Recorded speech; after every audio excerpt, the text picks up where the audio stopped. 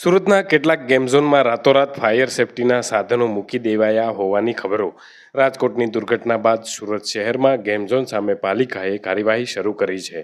તો બીજી તરફ કેટલાક ગેમ ઝોનના માલિકોએ રાતોરાત ફાયરના સાધનો ખરીદી પાલિકા અને લોકોની આંખમાં ધૂળ નાખવાનો પ્રયાસ કર્યો છે.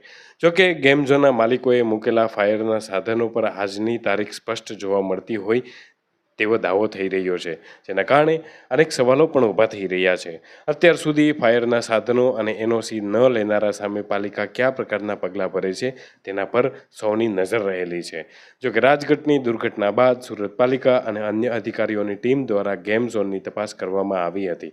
તેમાં 6 ગેમ ઝોનમાં ફાયર સેફટી ન હોવાનું બહાર આવ્યું છે, જ્યારે એક ગેમ ઝોનમાં ફાયર સેફટીના તમામ સાધનો છે તેવું દર્શાવવામાં આવ્યું છે.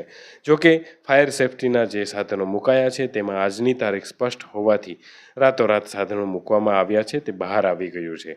જોકે રોજ હજારો લોકો અહીંયા આવે છે, તેવા ગેમ ઝોનમાં આવા પ્રકારની બેદરકારી અને ત્યારબાદ પાલિકા તંત્રને મૂર્ખ બનાવવાનો પ્રયાસ કરવામાં આવ્યો છે. તેની સામે પાલિકા કેવા પગલાં ભરે છે તેના પર પણ સૌની નજર રહેશે.